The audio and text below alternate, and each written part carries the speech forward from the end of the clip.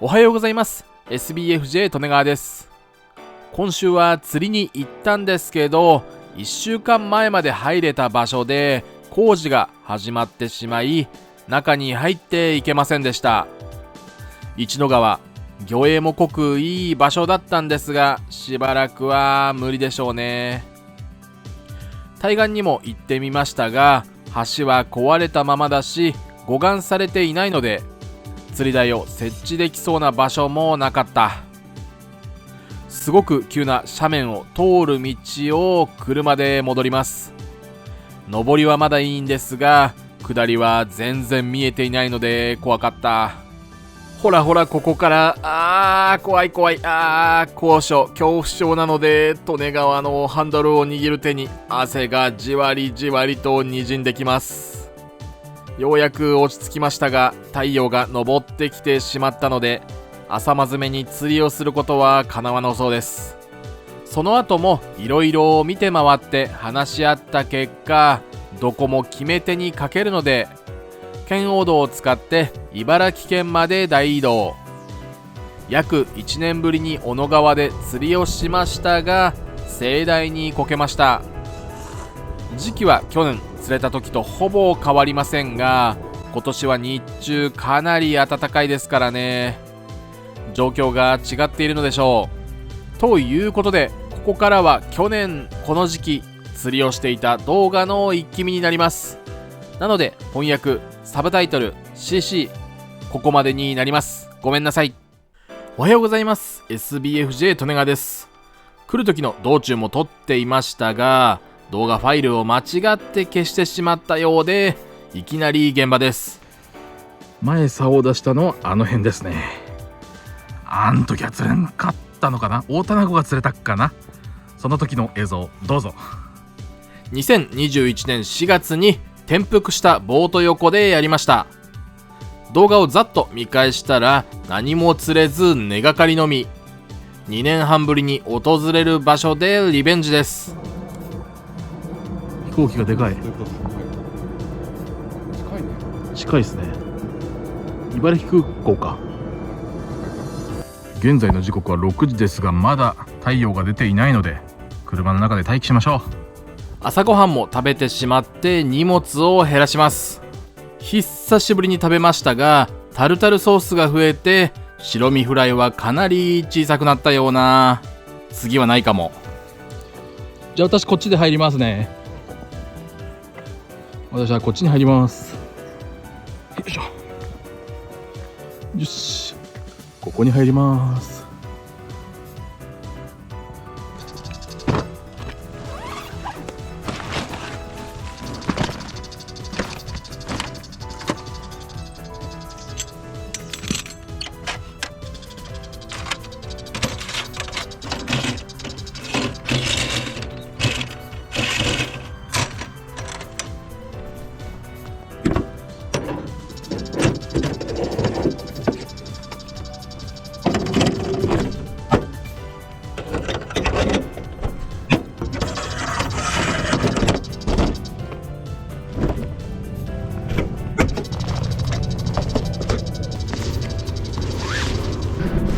よし、釣り台の準備が完了しました。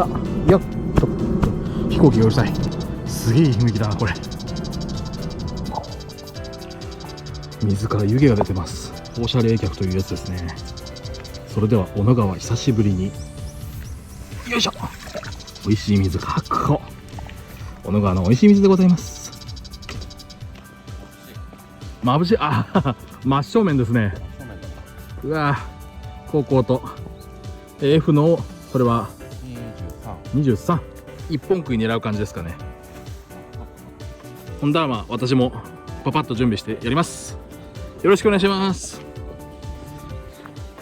よっしゃよっしゃ、15で入るぞ。15はやわらなのでキュイーンと楽しみますよ。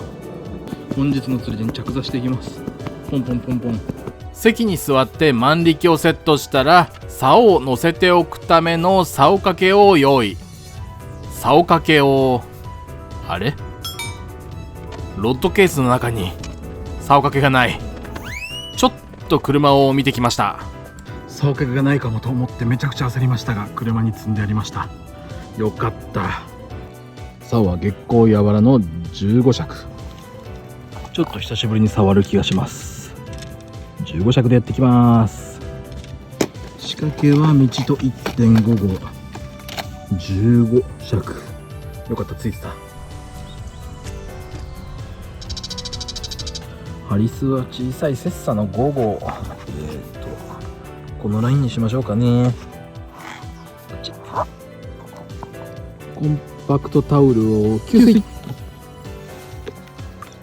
おお、水吸うのがやっぱり寒くなったから遅い。吸水がちょっと遅い。餌とかもよっぽど遅くなってるんだと思います。ゴミは持ち帰りましょう。持ち帰ります。水100。ぐるぐるぐるぐるてんぐるぐる。吸水。今振り切った状態で上のハリスが40センチプラス浮きの1メモリが出てる状態なので50センチくらい。マジで50センチくらいか。左側へ投げると少し深かったので釣り台を持ち上げて数メートル移動します。危うく竿を落とすところでしたがギリギリセーフ。着座してようやく1投目を投げられます。一応1投目よろしくお願いします。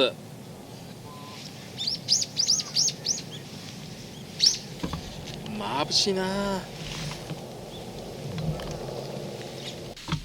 1投目投げる前から気づいていたんですが見て見ぬふりをしていました。ピントが合っているのかどうかすらわからないほどの逆光。どうしようか考えた結果少し左向きに投げることにしました。スタートしてから30分くらいはきつかったですが1時間くらい経過した今浮きがある程度見えるようになり動きも出始めました。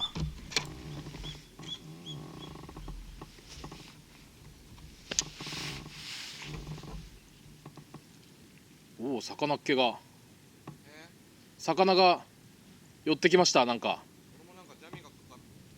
ジャミが動き出したのか。はいはいはいはい。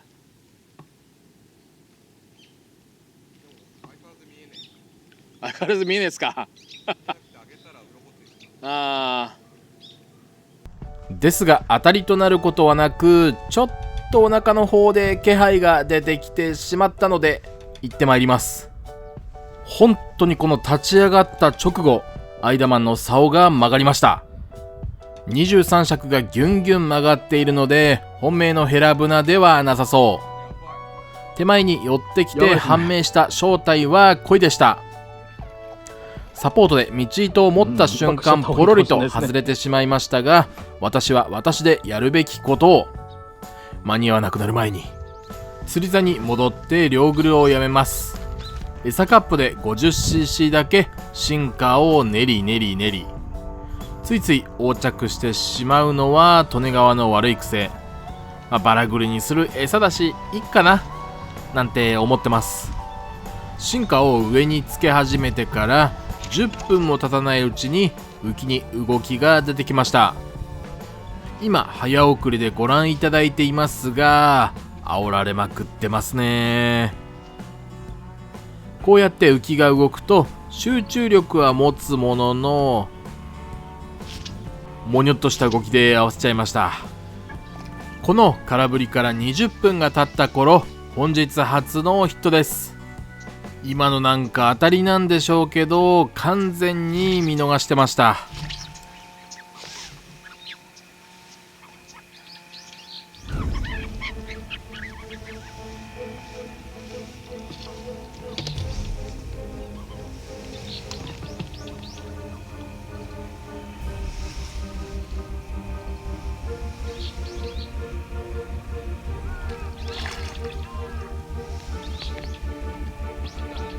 わかんないです。いや親方じゃない気がします。柔らかいさきついっす。でもこの竿で乗されてはないんで親方ではないと思うんですよ。魚ではあります。あ、親方だ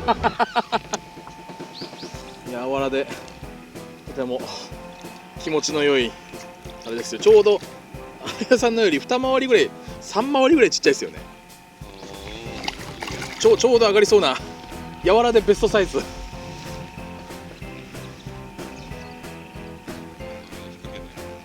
そうですね、せっかく口にかけたからには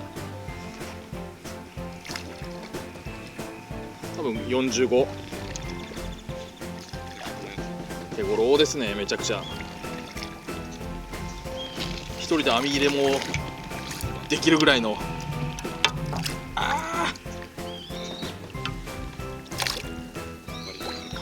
そうなんですよね。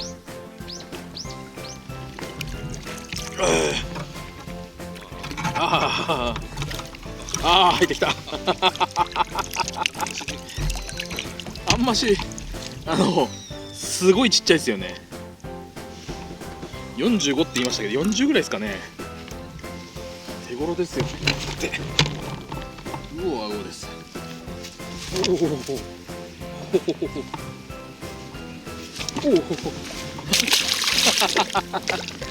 ごめんよごめんよ。魚をカメラに向かって見せようとしていましたが落としてしまいました。落ちても釣り台とかコンクリに当たらないよう水の上で魚を持ち上げていたものの高低差ごめんなさい。この一頭はさっきの鯉から10分が経った頃でしょうか。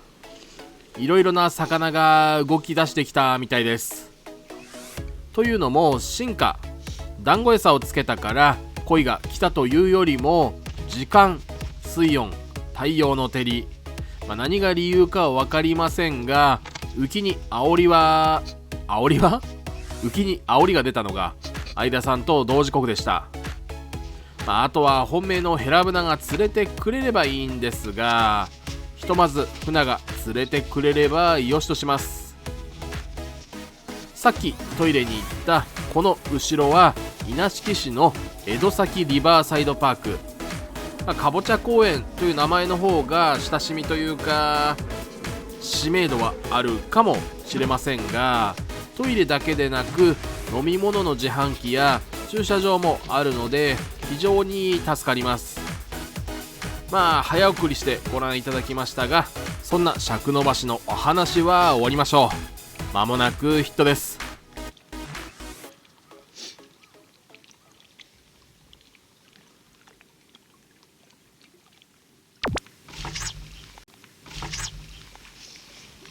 今度はどうだ。親方じゃなさそうです。なさそう。ヘラブナじゃないかな。お船は確実です。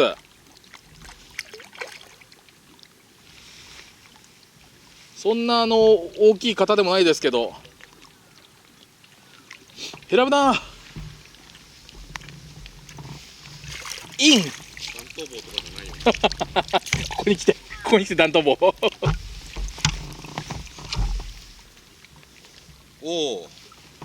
れがリベンジだ。やったリベンジ成功ですよ。上顎にがっちり。やったリベンジ成功です。綺麗。ヘラブナです。よかったリベンジ成功です。ありがとうございます。よかった。2年ぶり。いいね。2年ぶりですね。ありがとうございます。ファビュラスですよ。ダイナミックかつファビュラスに。ファビュラスって何でしたっけ？優雅。素敵。192円綿吹くコーヒー。埼玉の森乳業利根川は埼玉の会社を応援いたします。SBFJ の S は埼玉。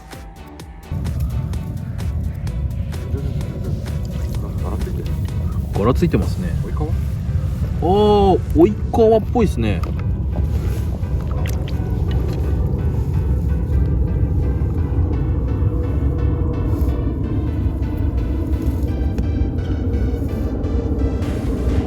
追い川なのかな。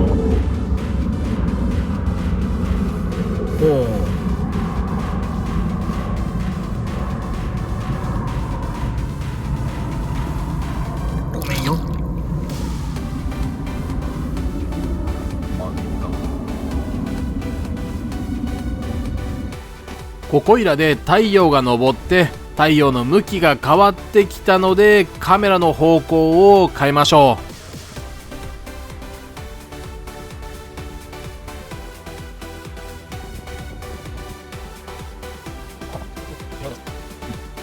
お、私のより一回り大きい。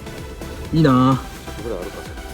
尺32、3あるんじゃないですか。うん、尺質ぐらい。これ30センチ網ですよね。30網で確実にはみ出るのが35ぐらいあるんじゃないですかね。うん。おめでとうございます。丈夫にそうですね。越冬して。あ、死んだふりしてる。おめでた。その後はお昼過ぎまで続けていましたが反応はなくお片付け。公園の自販機でシリカ入りの炭酸水を買って乾杯。ところでシリカ入りのシリカって何なんでしょうか。よくわかりません。圏央道を使って牛久大仏を眺めつつ移動。釣り場を何箇所か見て回りました。最近荷物を整理したら結構前に買ったガスコンロが出てきたのでカップ麺をいただきます。当時3341円で買っていましたが今は3980円になっていたので価格も上がったんでしょうか。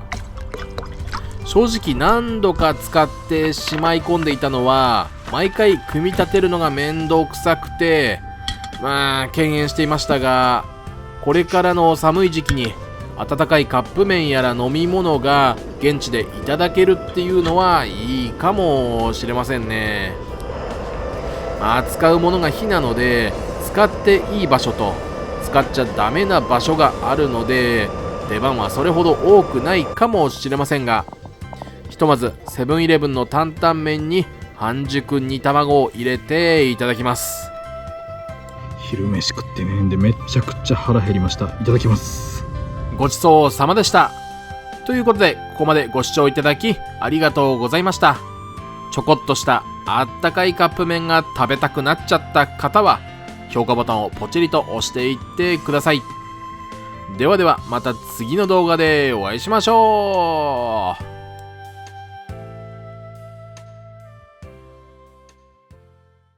こんにちは SBFJ 利根川です。サムネの漢字読み方は元入りでした。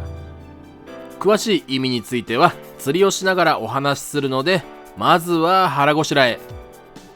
ラーメンショップでネギラーメンの中盛りをいただきます。ボリューム満点でうまい、最高。荷物をまとめて今日釣りをする場所へ向かうと釣り人の天敵センダングサがくっつく気満々でこちらというよりも全方向に棒状の種を向けています。右手に鎌を持ちささっと対処しちゃいましょここから向こうに向けて投げます。吐き出しに向けて。いやーもうやだよ、こんないっぱいついちゃったよ。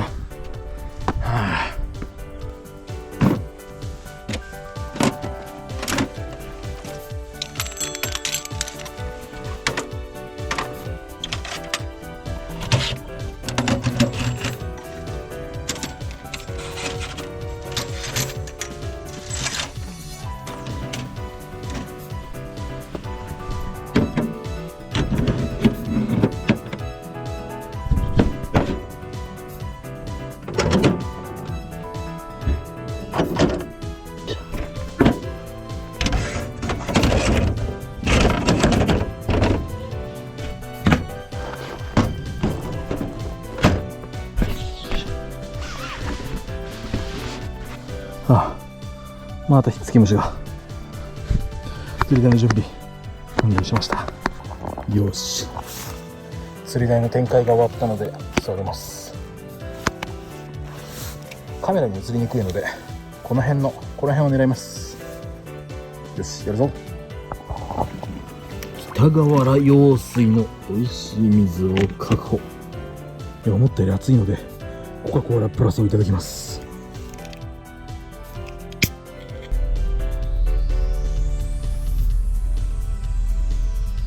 月光やわらの10尺を使っていきます。どこまで届くかな。1と 1.5 10尺。これ前使った気がするな。重りは流れもないし 0.5 でいっか。餌は綿ぐると式にしようと思ってましたが、どうやらなんかジャミが多いという話も聞くので、綿ぐるとシンベラ底にしちゃいます。綿ぐる25のシンベラグルテン底を75にしましょう。もし持たないようなら綿ぐるの比率をもうちょっと増やします。忘れてました。コンパクトタオル吸水。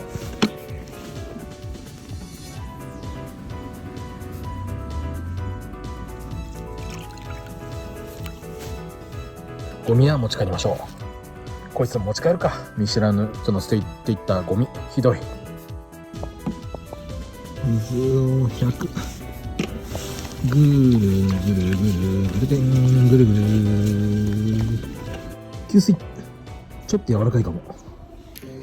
20円も引かれてしまったもちぷよ、かわいそうなもちぷよを救助しました。あくまでこれは救助活動です。救助したもちぷよいただきます。もちぷよん。よし、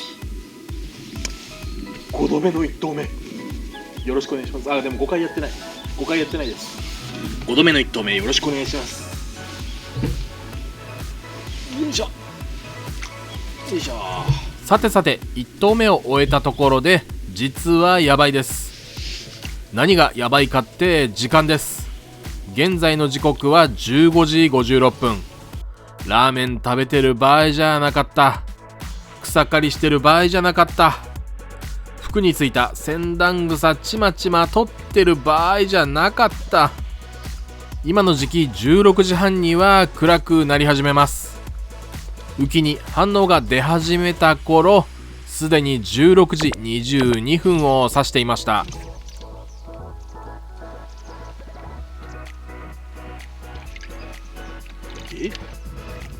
これはスレでしたが、この子のスレなんだろう。わからん。ごめんね、スレ。せっかく反応が出始めたのに、もう暗くなってきちゃいました。タイムリミット近くの空振り。ダメ押しでグルテンに進化をパラパラとまぶします。すると早速反応がありました。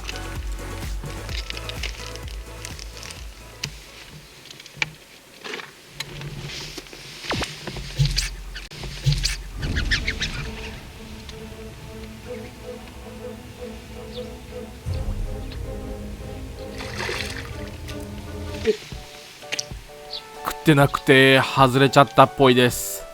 しばし呆然。うわ、今何だったんだろう。悔しい。夕間詰めに差し掛かってるからなのか、向こうで小魚のテンションがやばいです。見えますかね。パッシャンパッシャンしてるんですよね。パッシャンパッシャン激しすぎる。あれは全部追い川なのかタモロコなのか口細なのか分かりませんが、ともかくすごい。魚ということくらいしか分かりませんが、暗くなって浮きが映る限界の一歩手前という感じです。これが本日最後のヒットになります。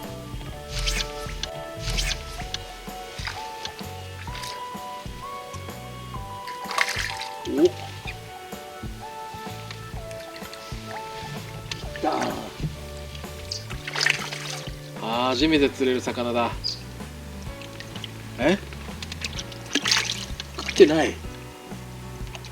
もしかしてお主食ってない。判定。残念ながらこのマブダさん食っていません。食ってなかった。鼻つらごめん。翌日、あまりの悔しさにまた来てしまいました。今度はカメラアングルを変えて対岸から撮ってみます。ここでカメラで撮って、あそこの釣り座で竿を出します。対岸から見るとあの階段すんごく雰囲気あるんですよね。こっちはジャカゴというか、でもジャカゴか。ジャカゴを偽装してるというか、木で守ってるんですね。向こうの方が雰囲気いいな。よし、じゃあ出していきます。準備で動いているとはいえ、まるで夏日のような暑さ。12月も中旬だというのに上着を脱いで着座です。じゃあ1投目。ちょうどカメラの向こう側、後ろ側に太陽があるので眩しくて仕方ありませんが、我慢。動画でご覧いただいていた前日と同じセッティングの月光やわら10尺3メートルの竿、餌は四季のベースにしました。反応が割と早く出て、開始10分も経たずに空振り。手で太陽の反射を遮って偏光グラス代わりにしています。偏光グラス忘れちゃったので辛い。今日は最初から浮きが動いてくれるので楽しいですね。船ではない何かが飛んできちゃった。これはタセ湖でめちゃくちゃ釣れたウグイかな。食ってはいなかったんですが釣れちゃいました。ごめんね。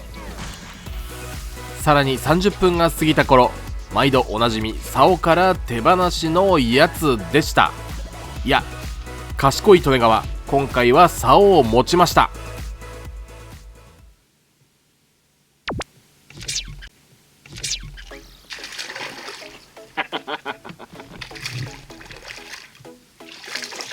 まだ食ってねえの？食ってるよね。食ってる。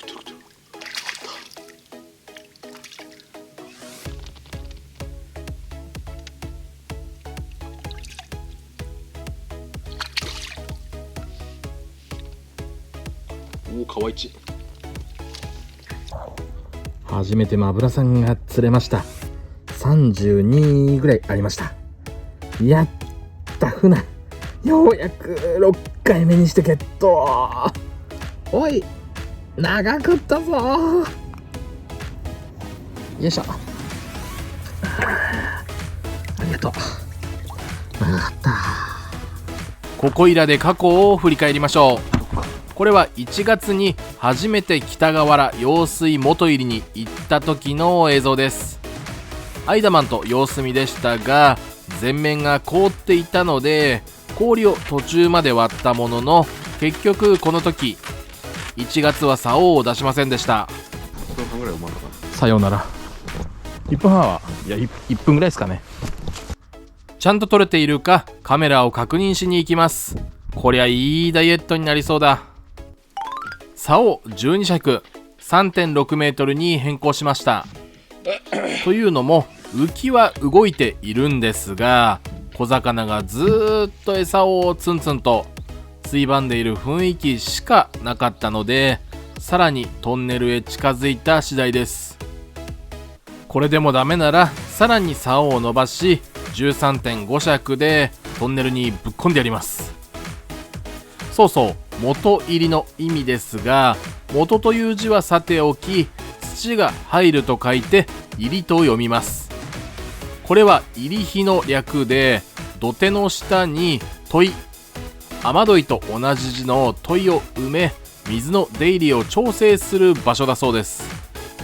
つまり現代風に言うと、水門に併設されたトンネルということになりますかね。実際この反対側には水門があり、ここに流れ込む水の量を調整しています。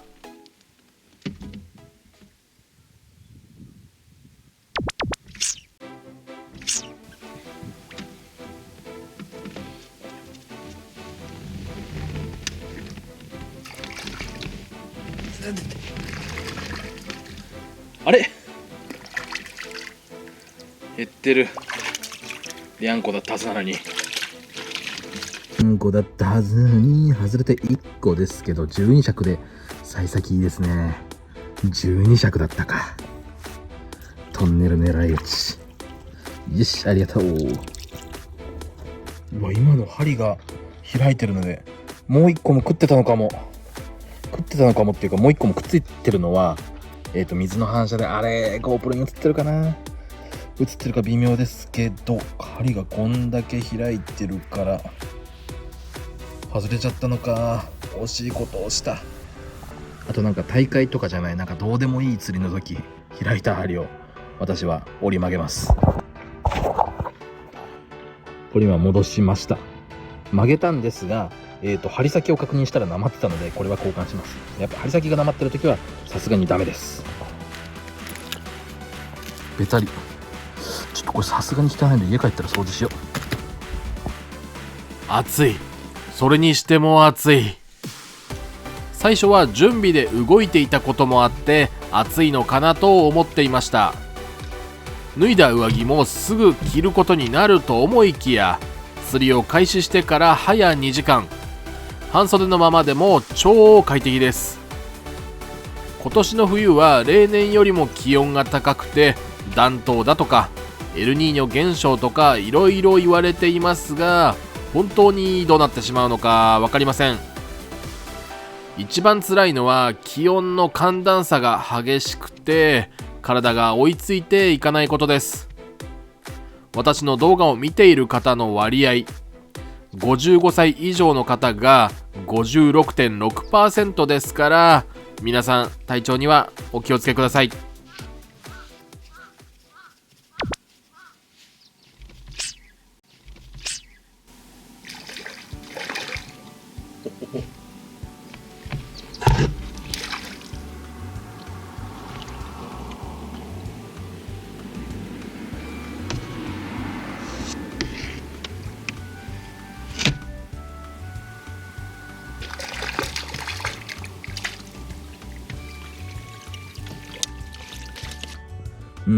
推定23センチ、いや24センチ。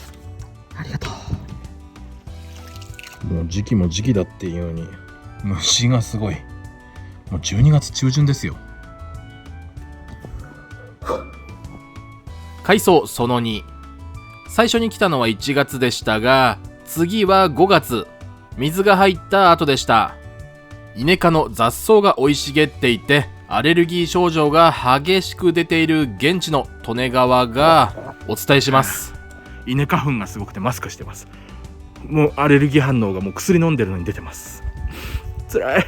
5月も後半だったので気温は暑くパラソル日和。苦しみはコーラで中和しましょう。うまい。水位もかなり高いです。この時に初めて竿を出したんですが、水の流れが速くトンネル向きと対岸向きの2つの方向でやりましたが、当たり1つもらえず撃沈でした。茶色くなっている部分、釣り台プラス利根川の首くらいまであるので、おそらく水位は1メートル近く変動しているんじゃないかと思います。これはさっき釣ったすぐ後の一頭。もしかしたらトンネルの中には魚がうじゃうじゃといるのかもしれません。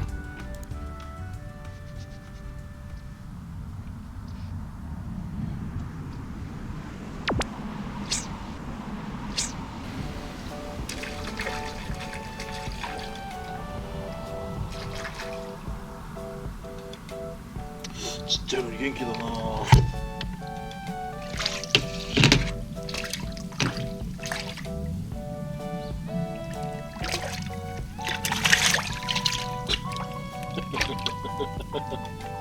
網から外れちゃった。よいしょ。今度こそ22、3センチのマブラさんですね。ありがとう。そういえばそこにジャンボタニシの卵があります。もう色が抜けてピンク色がないので、おそらくあれは孵化することはないんだと思いますが、ジャンボタニシの生息域広がってますね。ここの北河原用水、1644年稲忠治氏によって開削、川が整備されたそうです。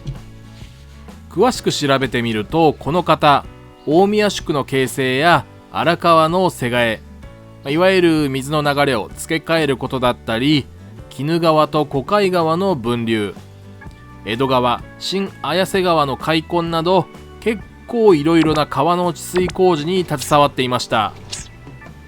その1644年から約260年が経ち、今釣りをしているレンガ造りのこの場所、北河原用水元入りが西暦1903年明治36年に建設されました。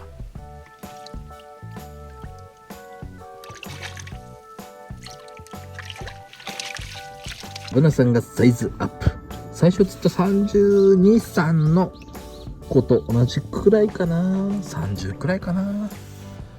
でもさっきまで釣ってたのよりもちょっと大きいです。ありがとう。終えた。長々と説明してしまいましたが、1644年に利根川水系の福川から水を引くようにして、そこを北河原用水と名付けてレンガ造りの水門を1903年に作ったというだけです。でも1903年、120年前に作られたレンガ造りのトンネル、なんともロマンあふれる場所だと思いませんか。だからこそ通ってしまいました。夏にも来て蜂の巣が作られていたこともありました。見えるかな、あそこに蜂の巣が。あ、この時こそズーム機能使おう。見えるかな、ここ蜂の巣です。帰ります。でもほとんどいないのかな。あそこに蜂の巣があります。さすが8月、過去一水の量が多くて流れが速すぎるのでドボンでもきつそう。1月、5月、6月、8月、すでに4回目ですが、2回連続で竿を出さずに様子見だけで移動。あとぐにゃぐにゃのスプーンが落ちていたので、野生のマジシャンがいたのかもしれません。これは横に置いて乾かしていた竿をしまっている途中に浮きが動いて大慌てする様子です。とっても楽しい。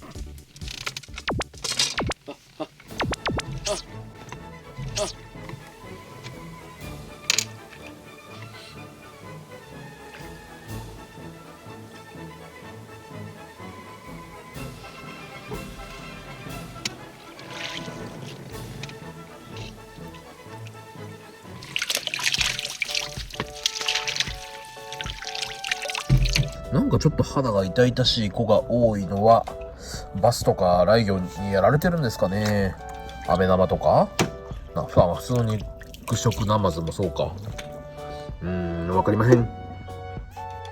今回普通にトンネル前を狙えていますが、川が水位を下げる頃は草刈りとの相乗効果でそんなところは狙えません。ゴミがずーっと浮いていてふわふわふわふわ。ただこの時も相田さんと竿を出していましたが、何にも成果はなし。今までご覧いただいたようなことがありまして、こうやってマブナが釣れるだけでも嬉しいんですよ。まず生き物が竿を曲げてくれること、そして船が釣れること、もちろん最終的にヘラブナまで釣れれば最高ですが、そうはいかないのがこういう場所。いやー、ここ北河原用水は家から車で片道1時間ちょっとかかる場所にあるので、7回来たということは片道7時間としてもかける2。釣りをして丸2日編集をして考えるのはやめましょう。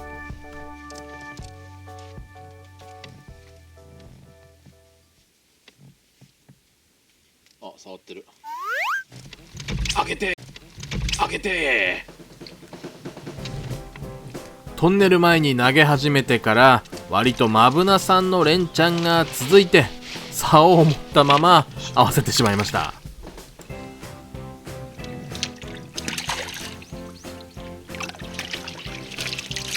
よしよしよし、竿をしまってる時でしたが、浮きが上がってくれたので分かりました。ありがとう。そっち泳いでも階段だよ。今日は来る前にうどんをいただきました。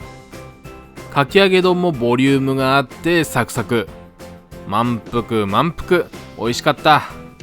実はもう日が落ちてきたのでタイムリミットが近づいています。これが本日最後のヒットです。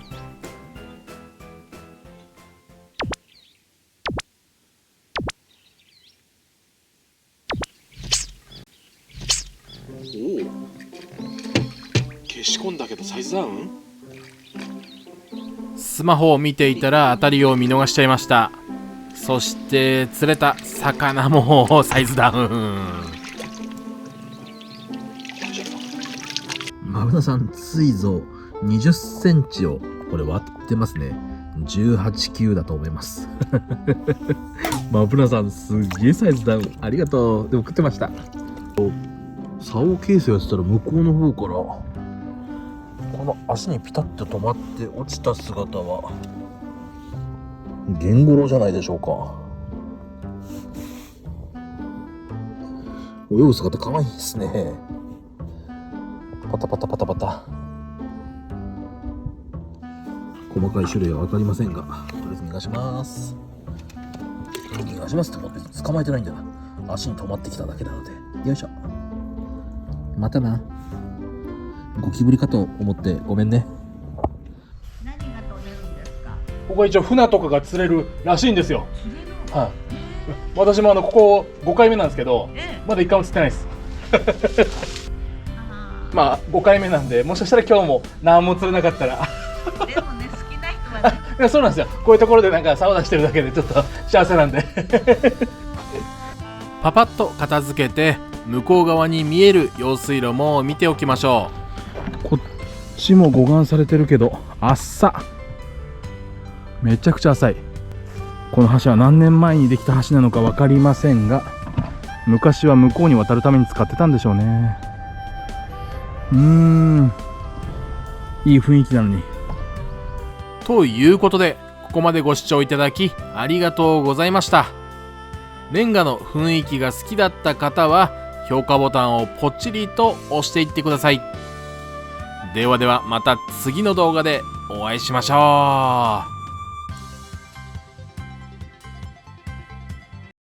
おはようございます。 SBFJ 利根川です。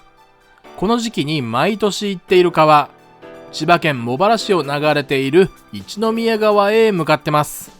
午前6時、朝焼けがとっても綺麗です。今回は少し歩きますから、車内でおにぎりもぐもぐもぐ、デザートにパンケーキもいただきます。2020、21、22年と3年続けてきていますが、私はヘラブナに出会えていないような。どうだったか忘れました。年か？これが年なのか。過去にアップした一宮川で釣りをした3本の動画をざっと見直しましたが、マブナ、カニ、ボラを釣っていたことは確認しました。そんなことをお話ししているうちに釣り台の準備が着々と進んでおります。一番驚いたことは釣り台から見て右奥、今ご覧いただいている対岸側から緑が消えていました。釣り台の準備完了です。対岸は緑が生い茂っていていい雰囲気だったんですが、仕方ありません。着座して横木に万力をかませて竿掛けをつなぎ、もろもろ準備していきます。使う竿は暁の18尺 2.5 号の仕掛けを使っていきますが、こっちの仕掛け巻きじゃなくて竿自体に巻いてたのでこっちを使います。コンパクトタオル給水。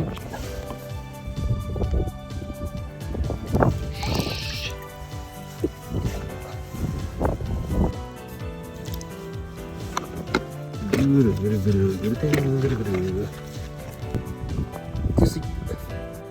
ここは左から川が流れ込んでいて、18尺のラインは予想以上に浅く、手前の水深をポンポン探ったところ、12、3尺ラインが少し深かったので、竿を月光強しの12尺に変更しました。それでは1投目よろしくお願いします。この日は前日の熱気を深夜から朝まで蓄えていたので、太陽が昇ったら日中暖かくなるかなと思いきや、太陽は上がらずずーっと曇っていて、気温はどんどん下がる一方、しかも明るくなってから風が吹いてきました。ペラペラのナイロンジャケットでは風が防げず寒さの限界なので、ちゃんと風が防げるものに着替えて膝掛けも持参。たまに流れの強弱がかなり強くついたりするので、浮きの位置を上下に動かして調整していますが、時々浮いている草のようなゴミがプカプカと流れ着いてきます。寒さはなんとかしのげているものの、ゴミの下に魚がいることもなく、さっぱり反応はありませんでした。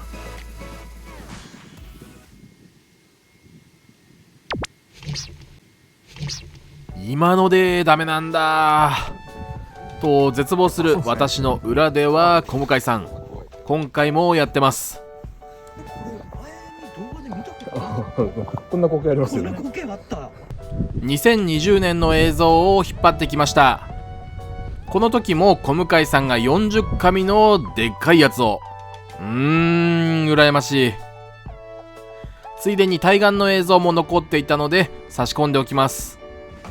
この辺りは今年も洪水の被害を受けているので、護岸整備も仕方ないですかね。おめでとうございます。ありがとうございます。立たないな。立たないですね。ここまで3時間くらいやっていて、私のポイントは空振りが1回きりなので場所を移動します。釣り台を出すと正直場所を変えるのは面倒なんですが、釣れないと動画にならないし頑張ります。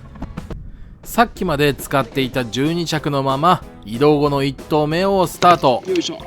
ですが私の浮きはピクリとも動かず、刻一刻と時間が過ぎる一方で、アイダマンが中国四大家業スータージャーユでもあるハクレンと激アツバトルを繰り広げます。結構な大型だったのでめちゃくちゃ大変そうでした。移動して早1時間、かなり流れの強弱があります。浮きに当たりを出すことはできずお昼です。今日はカップ麺をいただきます。大好物の担々麺に半熟煮卵を入れたら最強のお昼ご飯が出来上がり、このスープを飲みながら食べる半熟煮卵がまた幸せなんです。その後もいろいろ試行錯誤するも、15時頃完全に太陽が照ることはなくなってしまい、フードをかぶって口にタオルを巻いても耐えられない寒さでした。この時まだ寒波が来ていないのに寒すぎる。結局夕間詰めもなく撤収。約2時間かけて地元に到着してお弁当を購入。これがまたご飯の量も多いし、味もめちゃくちゃうまかったです。そして後日、これまた2年前に行った中央排水路。朝は車が凍るほどの寒さになったので、一丁温排水でやっていこうかと思います。と言っても午前中は仕事をして、午後から重役出勤でございます。そして帰ったら動画編集。そうそう、釣り台の準備は動画上テンポよく構成していますが、実際はこのくらい微調整しています。スマホの水平器が本当に便利です。さてさて、釣り台の準備が完了しました。中央排水路の美味しい水を確保。13.5 尺の竿を使いますが、13尺の仕掛け巻きに巻いてあったのでそれを使います。コンパクトタオルを給水。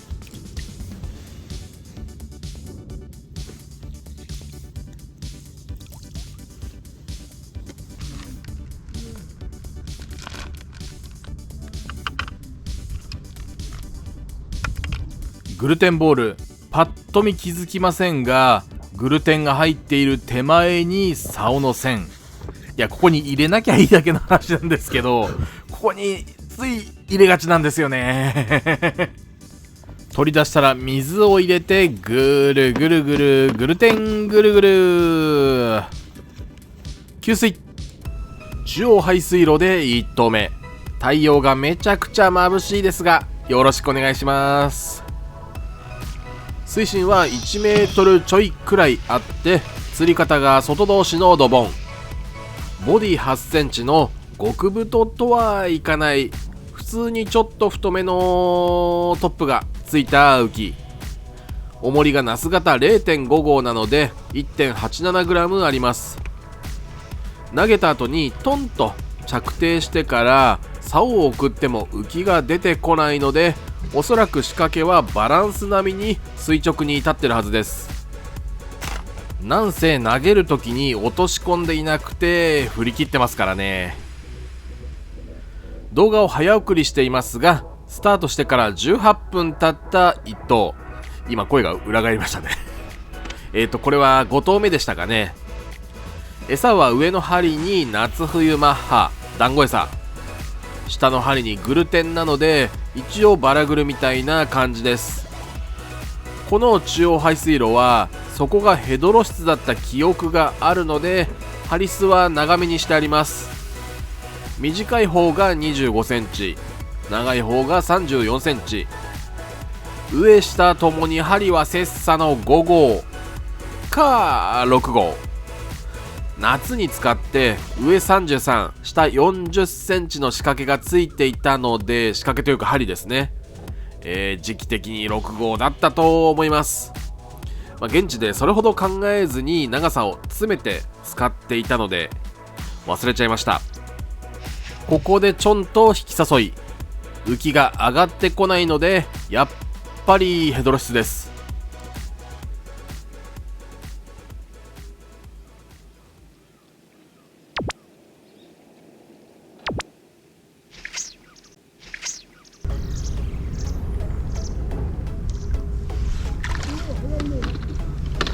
夕方ですからちょっと当たり出し早いですね。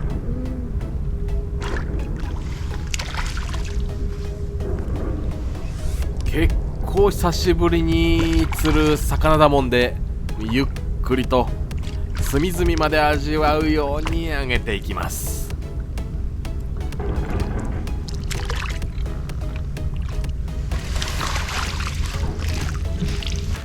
30弱のマーブラスさん、いやありがとう。実はでも階段が遠いんですよね、ここの。ああ、そうだね。面白い。階段から登り登りしたいんで。うん。そこも階段あるけど。あ、そうか、あっちもある。あっちもあるよ。ある。うん。階段あってこう3カ所ぐらいですよ。もうちょっともうこはいはい。う上の方にもある。うん。早いうちは釣りも出るんだけど、やっぱこう寒くなっちゃいけないね。いや、そうなんか前は去年とかは夕間詰めがあったんですけど、今年夕間詰めがあんまりないなって思って。ああ、かもしれない。多分その水温の低下とその日中の暖かさがまだなんかこうあれだからだと思うんですけど、うまくいってないんだね、まだね。夕間詰めでこう前はポコポコポコっと釣れたのが、今日も一応夕間詰めにかけちゃいるんですけど、日が沈んでから。でもこの感じだとあれで終わりだよな。ねえんじゃねえかな。あれで終わった。で、夕方になってみんな奥行く行っちゃうんだよな。そうするとやっぱり長い竿を振ってないと。そうだね。きつい。15以上振ってないと。あれ何色でやってたんですか？俺は15。15でしたか？でもこうやって随分下がってたから、14ぐらいな感じだよな。なんかやっぱりいるんですよ。なんかいるんですけど、当たりになってくれんだよな。みんないいんだよな。夕方になっていくらか寄ってはくるんだけど。お、やったやった。ただちょっとちっちゃい木が。あれね、あれ。すごいちっちゃいですよ、これ。濁いだ。濁い。濁いですか？ほら濁い？あ、濁いだ、本当だ。あ、本当だ、濁い来ちゃった。最近多いんだ、これ。あ、最近多いですか？多い。増えちゃった。ありゃりゃりゃりゃ、思いっきり濁いですね。思いっきりちょっと若干目そらした時に戻したら浮きがなかったんで、あれっつって。まあ言っちゃうよな、何もこのように見てた。いやまあそうなんですよ、何もこれよりいいんですけど、まあせめて船来てくれって感じですよね。じゃあお席。はい、お疲れ様でした。濁いさんか。ごめんね。私の右側で竿を出していたおっちゃんを見送って、これで釣り場を独占と思いきや、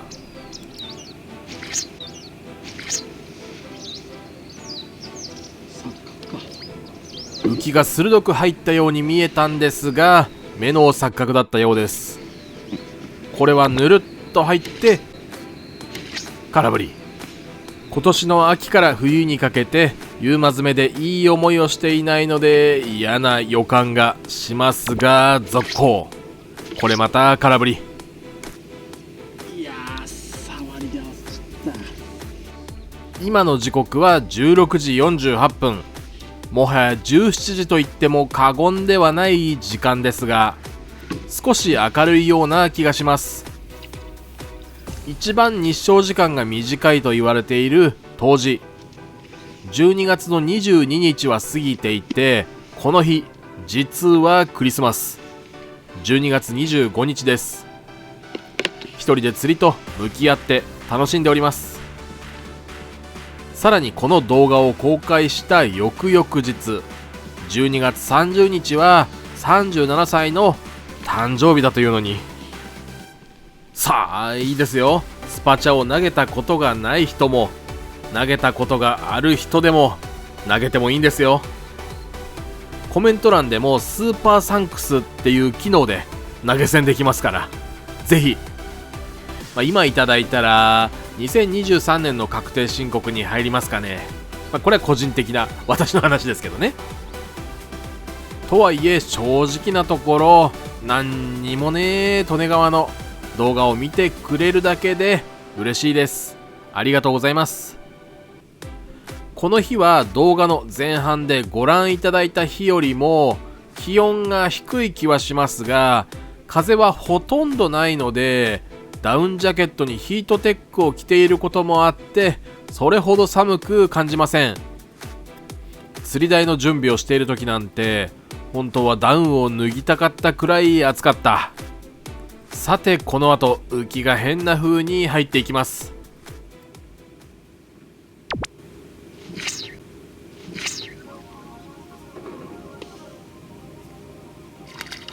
うわー、ちっちゃいな。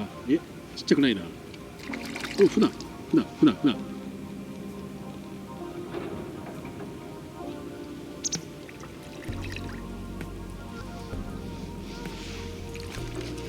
マブナさんが釣れましたが、超絶サイズダウンしてますな。あいや、20何センチ。ありがとう。何が引っかかってる？背びれ。ごめん。よいしょ。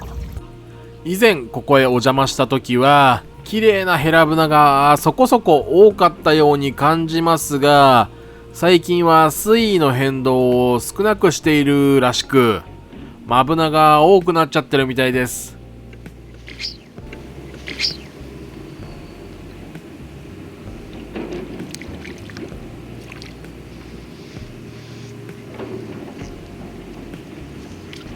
憩いのサイズダウン。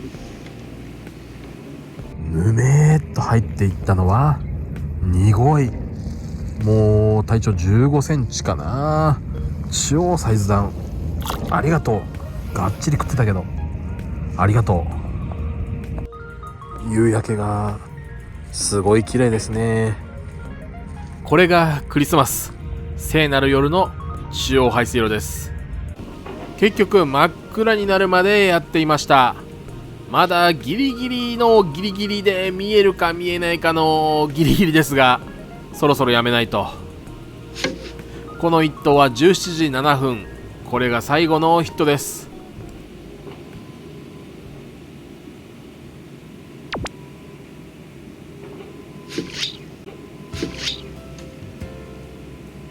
このニューンって横に動くスライドする動きはそう、もう僕はには分かってしまいます。にごいさんですね。あれ、船っ子っぽいな。ここ行こうかな。船っ子さん食ってますね。上がり船で締めることができそうです。上がり船としましょう。はい、網に入るとこんなにちっちゃいです。ちっちゃいマブラさん、ありがとう。おいでった。帰るか。今年も動画を最後までご視聴いただき本当にありがとうございました。皆様良いお年をお迎えください。そして来年もよろしくお願いいたします。ではではまた次の動画でお会いしましょう。船見っけだけど団体さんが移動中。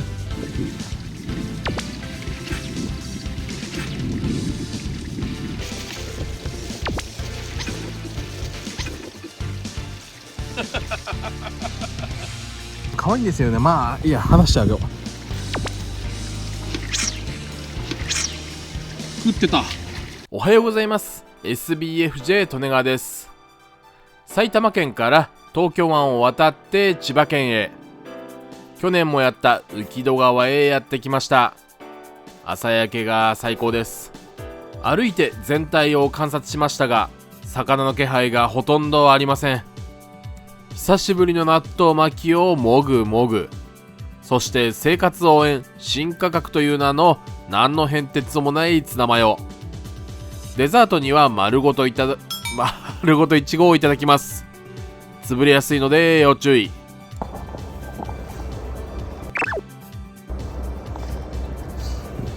おお、分かりづらい。あぶね。スマホ持ってる場合じゃないんで注意深く渡っていきます。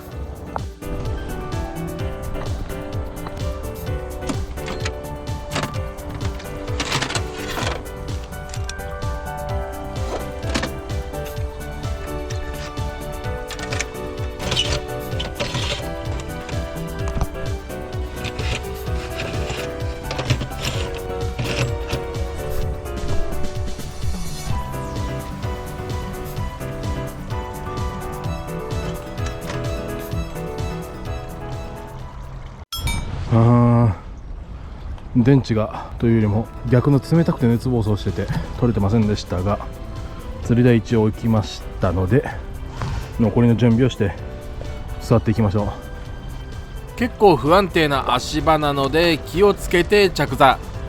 荷物を手の届く範囲に置いて竿掛けをセット。竿は月光強しの17尺、1と 1.5 号の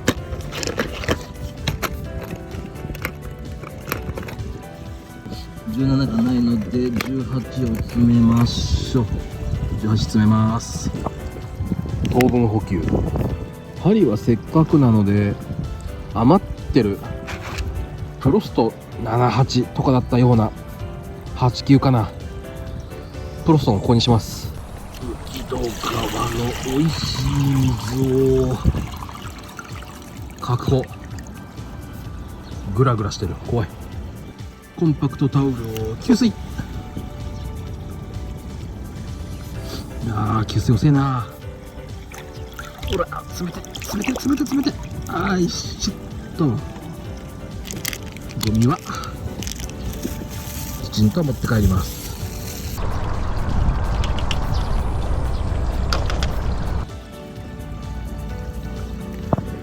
ぐるぐるぐるぐるてんぐるぐる。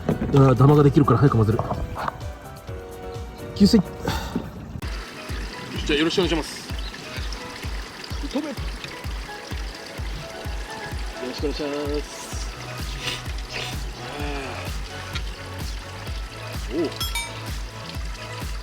す。そのまま落としてよかったような気もしますが、もう一回。今度は逆に上行っちゃった。帰ってきた。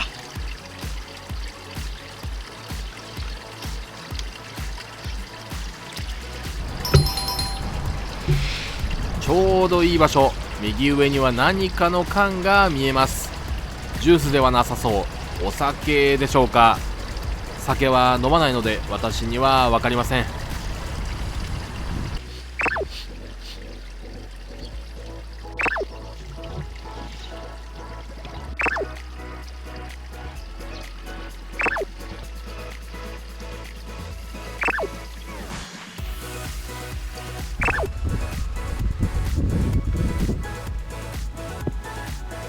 あれ、魚だらけ。こっちもすごい。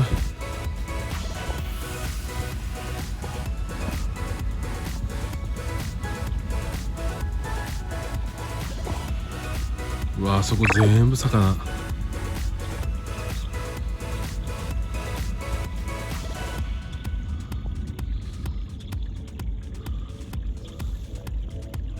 あの火ぶな見えますか？火ぶなわちゃーっといる。みっけ船みっけ船みっけだけどひどいな。あれ動かなそう。団体さんが移動中。何十匹もの、いや何百匹のヘラブナさんが移動中ではありますが、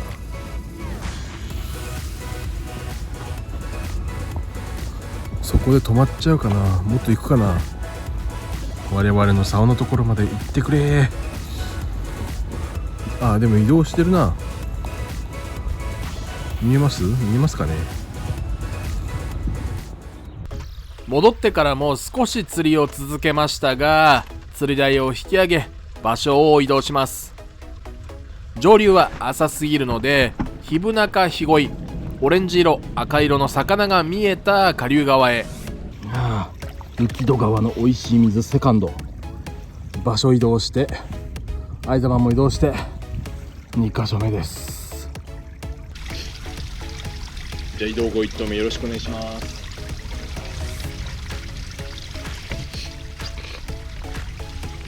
釣れますように。場所を移動しましたが、竿はそのままの17尺で、謎の水が落ちているところにぴったりでした。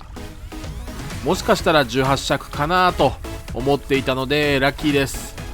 場所を移動し再開してから14分、あれだけ反応がなかった浮きがついに動きました。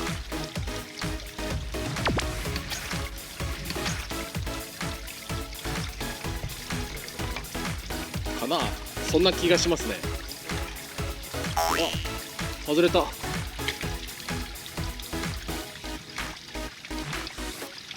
うわ、白い鱗すれてる。斜め入ってました。見てますね。すでに時刻は11時。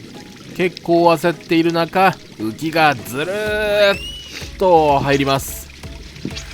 もしや親方かと思い、左手を竿に添えましたが、ピクリとも動かず、何かが沈んでいるのか引っかかってしまいました。入ってったんですけどね。これまた浮きがひょっこりと動きます。ああ、糸ずれだ。チュインでした。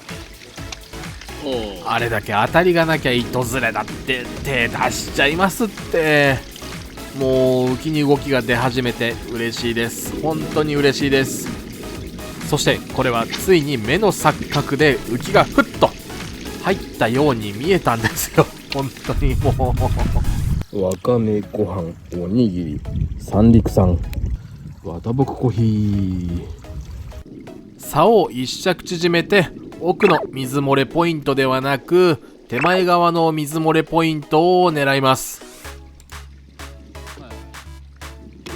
午前中はそれほどでもありませんでしたが、午後は風がかなり強くなってきてしまい、狙いが全然定まりません。私が座っている場所は体に風があまり当たらず、穂先にだけ右から風が当たります。なので吹いている時と吹いていない時、今がどっちなのかはあまり分かりません。なので重りを1号から 1.5 号約 5.6g の重りにしちゃいました。そのおかげでずっしりビューンと飛んでくれるようになりました。そして今度こそ食ってるあたり、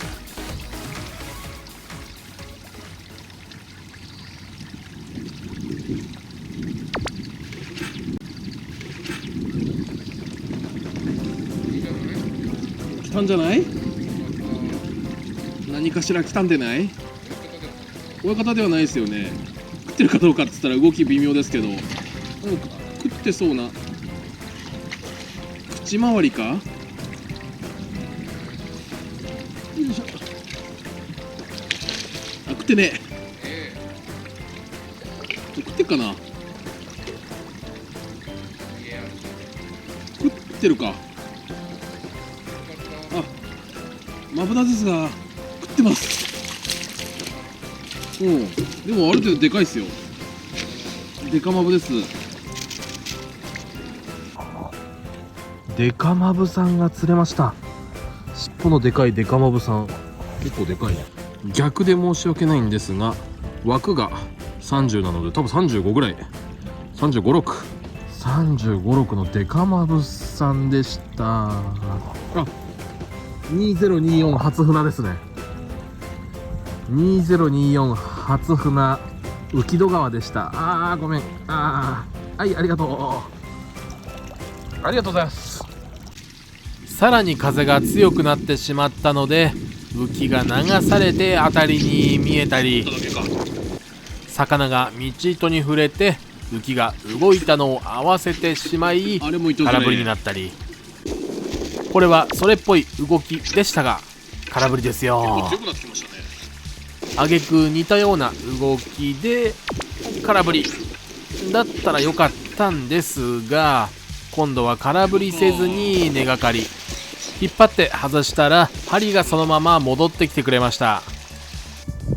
根がかりで伸びてしまった針先を確認したらなまっていなかったのでこうします。なんか小さくしすぎました。こんなもんかな。再利用。この一投ショートしてしまいますがすぐに当たりますのでノーカットでご覧ください。すげえショートした。まあいいや。こ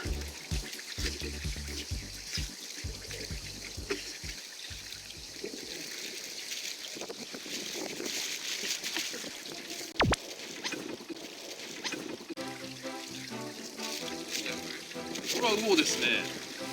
魚ですけど親方ですかね。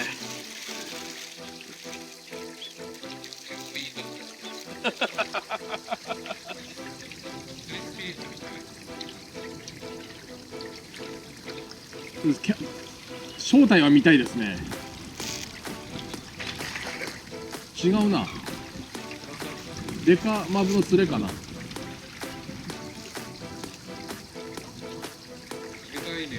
あげたいですね。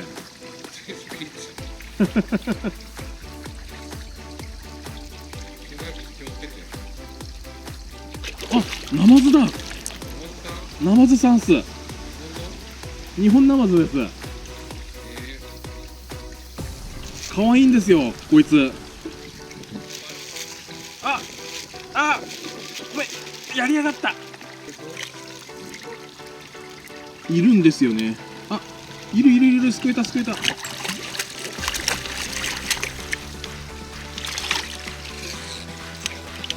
力技ですよ。ナマズを救うためなら。おりゃ。入った。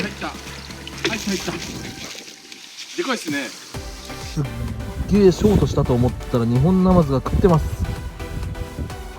がっちり食ってます。ナマズ、日本ナマズ。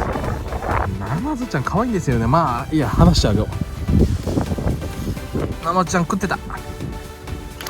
元気にな。ありがとう。泳いでった。いいファイトでしたね。まさかのナマズってこの時期冬眠すると思ってました。調べてみるとどうやら全く動かないわけではないみたいですが、今年は暖かい秋が長かったので、未だに日中は暑く、そういうのも関係してそうな気がします。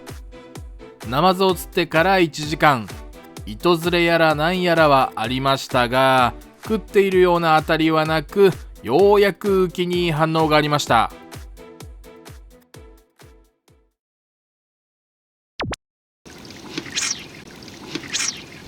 食ってた。船かな、マブナさんかな。うわ、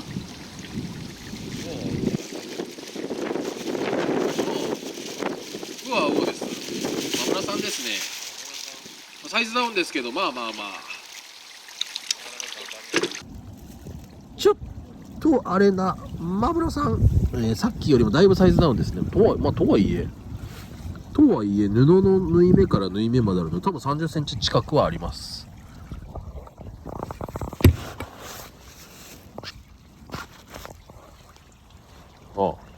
ひょろ長いだけで30ひょろ長いだけで30超えてます。ひょろ長30ちょい、32、3、よいしょ。30、なんか婚姻色なのかシミなのかわかんないですけど、ボラなんだろうな、なんかちょっと魚には申し訳ないですけど、ちょっと汚いです。おじいちゃんなのかな。ありがとうね、ごめんね、吸っちゃってごめんね。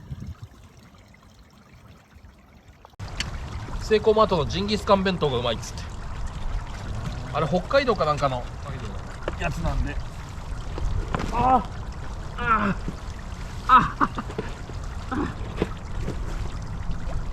そう、よいしょよいしょ。